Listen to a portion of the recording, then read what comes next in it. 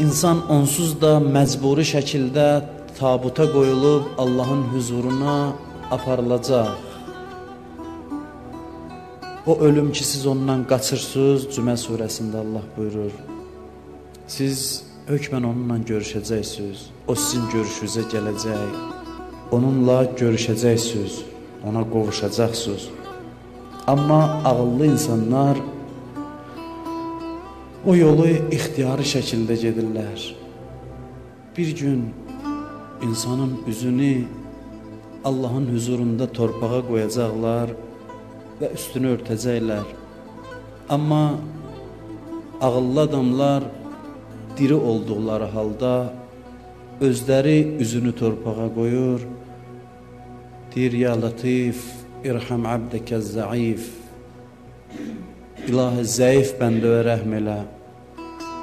İnsanın zəifliyi qəbirdə təcəssüm olunur. İnsan aciz vaxtıdır, aciz zamanıdır. İnsan bütün cismani qüdrətini əlindən verib. Özündən asılı olmayaraq heç özünün qüdrəti yoxdur, üzünü çevirsin, torpağa qoysun. Deyirlər, bir nəfər insan qəbrə girsin və dünyadan köçənin üzünü torpağa qoysun. Amma əsl insan o insandır ki, qüdrət bədənində olan zaman özü başını sağa sola çevirməyi bacardığı zamanda əyilsin yerə, üzünü torpağa qoysun və öz acizliyini etiraf eləsin. İxtiyari şəkildə bu yolu getsin. Ey insan, sən Rəbbivə doğru yol gedirsən və onunla görüşəcəksən, ona qovuşacaqsan. Bu yolun sonu Allaha qovuşmaqdır. Amma bu görüşün necəliyi, hər bir insan sonda Allahla görüşəcək. İstər mömin ola, istər kafir ola, hansı əqidədə olursa olsun, sonda Allahla görüşəcək. Amma bu görüşün necəliyi insanın özündən asılıdır. Ona görə bu ayədən sonra Allah buyurur, o insan ki kitabı sağ əlinə veriləcək, onun hesabını tez çəkəcəklər, tez hesabına yetişəcəklər, haqq hesabı tez çəkəcək, əməllərinə tez baxacaqlar. Hədislərdə var, bir vacib namazın vaxtı qədər ki, ən çox böyük vacib namaz 4 rükətdir. O qədər onun əməllərini hesaba çəkəcəklər, öz yaxınlarının yanına sevinc içində qayıdacaq. Bu da görüşdür Allahla. Bu bir növ görüşdür. Amma o insan ki, namə əməli, əməl dəftəri arxasından verilər, o belə deyəcək, tezliklə deyəcək ki, vay olsun mənim halıma, həlak oldum. Və közərmiş oda çəkəcəklər onu. Onun fürsəti olmayacaq, qayıtsın öz yaxınlarının yanına. Hər ikisi Allaha qovuşur. Hər ikisi Allahla görüşür, amma bir dəstə yalnız Allahın cəlal sifətlərini görür, bir dəstə cəmal sifətlərini, bir dəstə Allahın rəhmətini görür, bir dəstə Allahın qəzəbini. Bir dəstə Allahı görür Allahın rəhmət sifəti ilə qiyamətdə, bir dəstə Allahı görür qəzəb sifəti ilə. Bir dəstə insan qiyamətdə hara baxacaq, rəhmət görəcək, bir dəstə insan hara baxacaq, qəzəb görəcək. Görüşdən görüşə fərq var. Bütün insanların gözü açılacaq orada. Quranın dediyi həqiqətləri hamı görəcək. Amma baxır nə rəngdə görəcəksən. Birinə Allah ancaq rəhmət sifətini pərdələyəcək, qəzəb sifətini göstərəcək. Bir dəstə insana isə Allah qəzəb sifətini yox, rəhmət sifətini göstərəcək. Dünyada biri yəqinə çatanda deyirsən bu böyük adamdır. Axirətdə ən axırıncı kafir də yəqinə çatacaq. Axirət yəqininin o qədər qiyməti yoxdur. İnsanların gözü açılacaq, görəcəklər. Amma ağıllı adamlar dünyada ixtiyari şəkildə ağlın gözü ilə o həqiqətləri görürlər. Hələ pərdələr çəkilməmiş. Pərdələr göz önündən çəkilməmiş, hünər o zamandır ki, insan pərdə çəkilməmiş bu həqiqətləri görsün. Firon nə qədər Həzrəti Musa ona dedi, nə qədər Həzrəti Musa onu nəsihət elədi. Allahın əmri ilə, get Firona tərəf o tüğyan eləyib, get onu haqqa dəvət elə. Həzrət Musa ona möhkəm dəlillər gətirirdi. O isə qəbul eləmirdi. Deyirdi, mənəm sizin Rəbbiniz. İnsanları özünə pərəstişə məcbur edirdi. Zalimların xüsusiyyəti belədir. Zalimlar axırda insana deyir ki, mənə ibadət elə. Firon da bu cür zalimlardan idi. Həzrət Musanın sözünü qəbul eləmirdi. Amma elə ki, dənizdə qərq olurdu, dənizdə qərq olmamışdan əvvəl dedim, mən Bən İsrailin Rəbbinə iman gətirdim. Allah deyir, su gəldi onun boğazına, o qərq oldu. Və Allah onun tövbəsini qəbul eləmədi.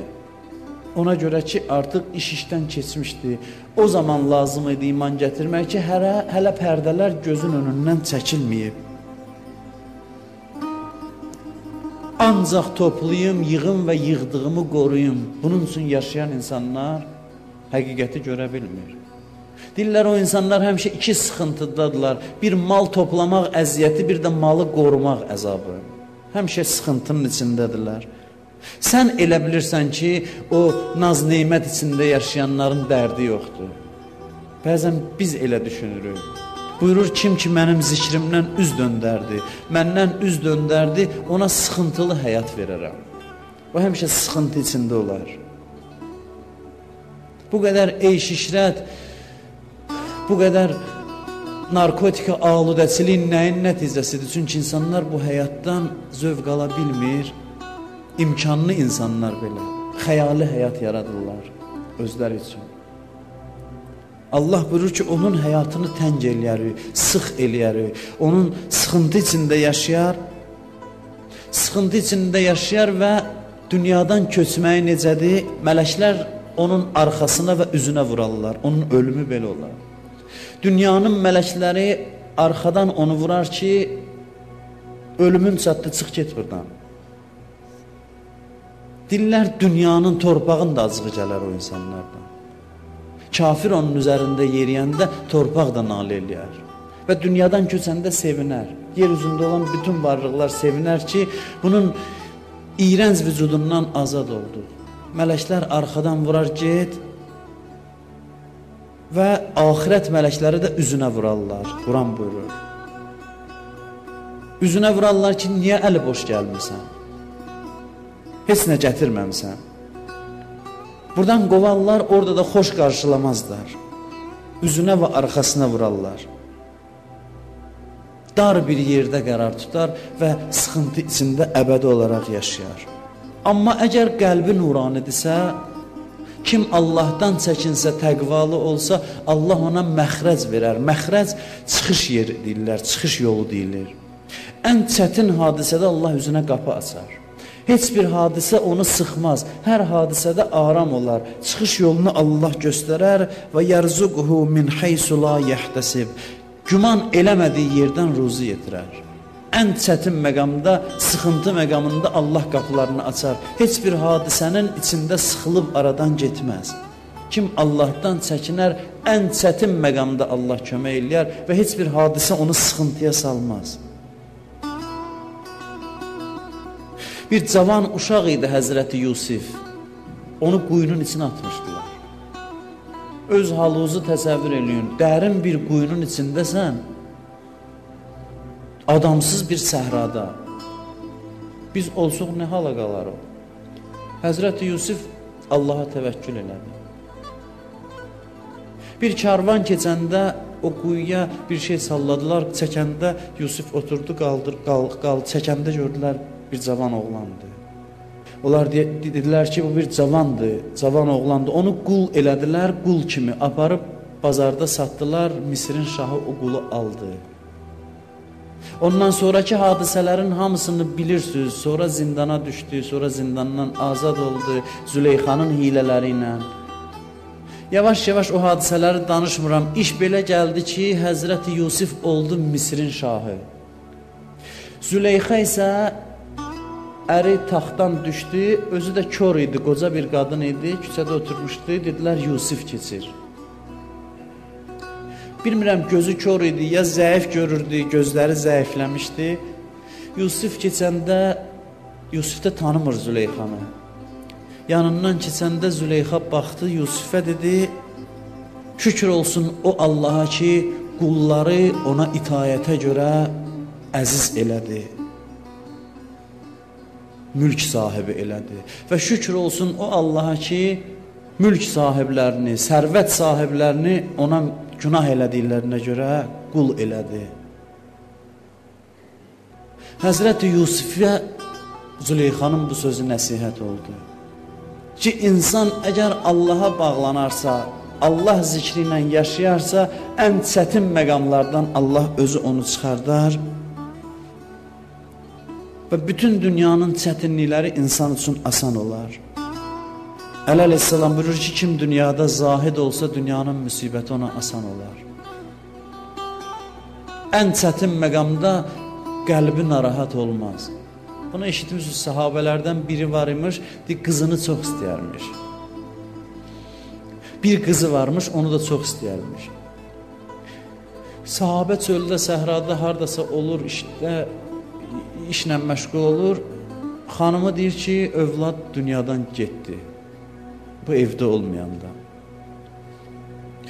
Mən övladın cənazəsini gizlətdim bir yerdə. Həyat yoldaşım evə gəlib daxil olanda onu gülər üzlə qarşıladım. Gülər üzlə qarşıladım, yemək verdim, dincəldi.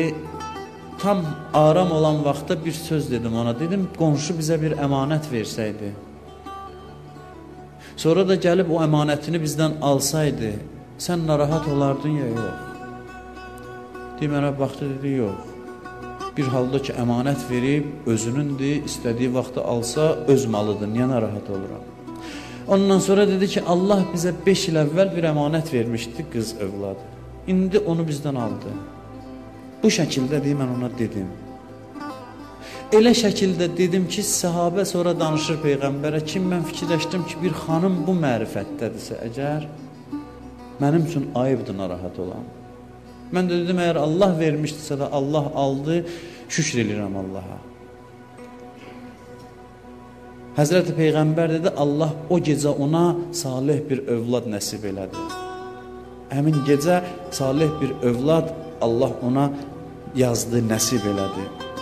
İnsan əgər Allahdan çəkinərsə, Allaha bağlı olarsa, dünyası belə olar, ölümü də belədir. Mələklər qarşılayar, salamun aleykum tibtum fədxuluha xalidin. Xoş gəlmisiniz, salam əleykim, salam verərlər, qarşılayarlar və deyərlər, daxil ol və əbədi cənnətdə qal. Əbədi olaraq orada qal. Və hədislərdə var, o yer ki, möminə cənnətdə verirlər, o qədər genişdir ki, bütün dünyanın insanları qonaq gəlsə onu qarşılaya bilər. Bu, insanın qəlbinin genişliyinin təzəssümüdür. İnsanın qəlb genişliyi cənnətdə məskən kimi zahir olar, məskən kimi zuhur eləyər. Və bu iki dəstə insandır ki, hər biri Allahına doğru yol gedir, ixtiyarsız olaraq gedir. Amma bəzi insanlar bu ixtiyarsız yolun içində bir dənə də ixtiyari yol gedirlər. Könüllü şəkildə o yolu gedirlər. Və kim könüllü o yolu gedərsə, Allahla görüşən vaxt ürəyi buz kimi olar. Ürəyi narahat olmaz. Digərləri isə bir-birinə yalvarar, ölüm mələyinə yalvararlar. Cəhənnəmin mələklərinə yalvararlar ki, dua eləyin Allah bizi bu əzabdan qutarsın, amma heç bir şey onların köməyinə çatmaz. Deyərlər, bu dünyada elədiyiniz əməllərin nəticəsidir. Sizə nəsihət olunurdu, siz nəsihətə qulaq asmırdınız. Allah bizi bu yolu, axirət yolunu könüllü şəkildə, ixtiyari şəkildə gedən insanlardan qərar versin inşallah.